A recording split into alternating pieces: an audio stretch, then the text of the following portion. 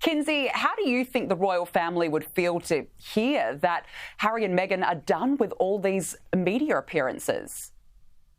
Well, there are reports that King Charles felt a sense of relief when he heard that they were going to, keep their mouth shut for a bit. But, I do think that they would be immensely happy to know that Harry and Meghan weren't going to continue to attack them, because Harry and Meghan were lobbing grenades at them during some of the most sensitive times in their lives recently. They were mourning people. There were people ill, and Harry and Meghan didn't think to be a little tamer so that they could have time to mourn and just deal with some of the most horrific instances in their lives recently. Well, exactly. And I guess, Kinsey, that begs the biggest question here. Are they really done, do you think?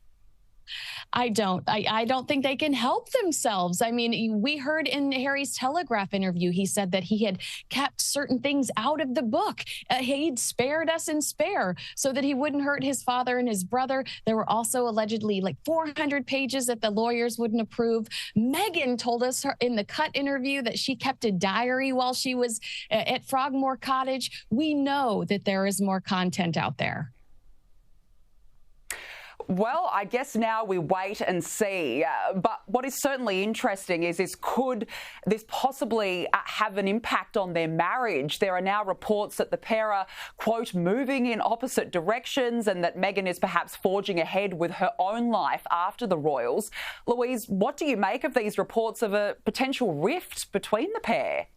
I do think they appear to be at a fork in the road. Either Harry has outdone or outlived his usefulness to Meghan, or they've learned, as many married couples do, to sort of live a life with a bit of independence as well, which doesn't necessarily mean they're heading for the divorce courts. But I think either way, she seems to be eclipsing Harry a bit on the PR front.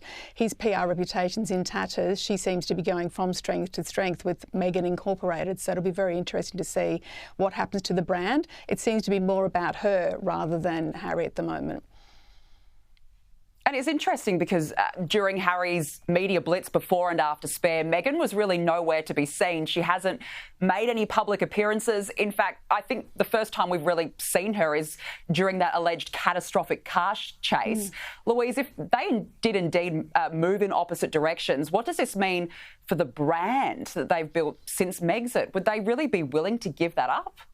I don't think they would. I think it's their currency in a way. I think that having Meghan by his side would be of great benefit to Harry at the moment. I mean, he mentioned the coronation and various other events that she should have been at. I mean, certainly he's going to the High Court in the UK this week in London. You can guarantee she won't be by his side for what will be quite a harrowing time for him, I would think. She wasn't at the coronation. I mean, she's not publicly helping him build bridges with his family. They're not even going out really holding hands very much anymore. I mean, there's none of that sort of carefully orchestrated public imagery. So really, she's isolated Harry from his family, and now she seems to be somewhat, at least in the public sphere, isolating him herself. Yeah, it seems to have all changed and very suddenly. Kinsey, Meghan has reportedly been enjoying spending more time with her friends and celebrities at parties in California while Prince Harry stays at home. What sort of a life would Meghan be living in LA, and who is she associating with?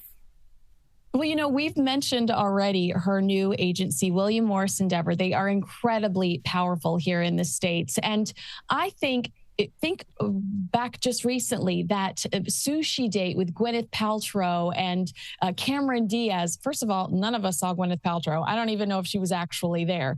But it did seem like a very strategic headline that was placed by the agency to try to elevate Meghan Markle to this A-list, this A-list status. She is not that, I do believe celebrities here stay away from them because they seem to attract so much drama. They seem very toxic and they don't want to be attached to that.